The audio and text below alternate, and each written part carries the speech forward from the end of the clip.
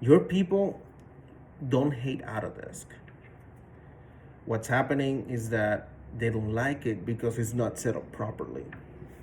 And the software is super intuitive. However, it does have a high learning curve at the beginning, and it took me months and a couple of projects to figure some of it out. And I want to show you one of the workflows that I currently have for my punch list, which is most likely what your team wants to start with, because I think it's more versatile, right? Lots of people, they go around and they go with the old trusty notebook, which is prone to be lost, it's prone to get wet, it's prone to not be able to share it with your teammate. And we all have projects where the person that's leading the project needs to be switched out for whatever reason or hand over to another comrade, and you end up having to transfer that notebook, which is really difficult to understand. It's a problem.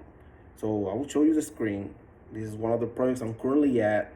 This is live, 3 floors, 50 something rooms in Oklahoma. Let's go to 3rd floor. I'm currently in room 311. So let's zoom in. You can see how I have it, all those little dots kind of get confusing. You can filter it off. Let's go 311. So there's a desk to my right that's has a scratch on the top and is missing a drawer handle. What I want to do is hit that little circle with the check mark, and I have the punch list. And then you see how each room gets highlighted with that blue rectangle. Whenever you hit that punch list, it will automatically tag that room number. So you don't need to go manually and input that information, which is what your team is probably complaining about. And probably they don't know that this feature is available to you if programmed correctly. Now you see location automatically shows you 3rd floor, room 311, and it assigned to, because it's a template, you can assign it automatically to the person that's your punch guy or your subcontractor, whoever it is, and your watchers at the bottom of assigned to. Those are, just say, your project stakeholder. Like you want to see, let's say you're walking with ownership and you want to add them to it, so they also have a copy of the punch. So that right there, you can add them in and assign the person that needs to be responsible to fix that. You can add some details on the description. I have it here automatically predetermined as address issue before punch with ownership. And I have the due date automatically set up to 2 days after I walk the room. So I see the damage, and I give them 2 days to fix it. And it's tracked here. When you take a picture, the picture is timestamped by hour and day. So, and that's really important because it shows you exactly what time the issue was discovered. And sometimes you see subcontractors or employees or whoever do you have, they try to come back to you like, hey, that wasn't there. Well, it's timestamp at this time. That's truly important.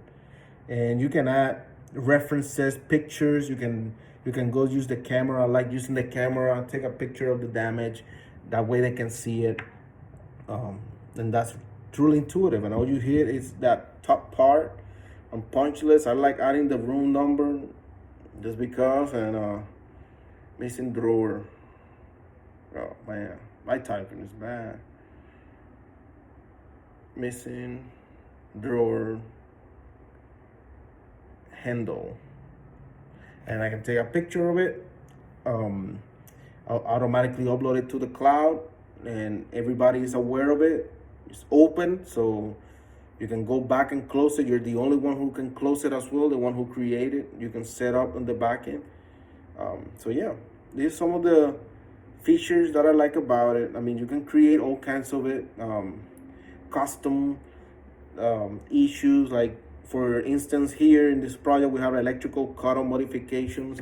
So some of the units, we had to cut out the back to allow to plug in fridges and desk lamps. I have it already set up there, so I can see it in a room. Boom, pull my phone, take a picture, just hit the issue, and it will send it automatically to the carpenter. and it will send it to my project manager inside, because that's a change order that we have to track.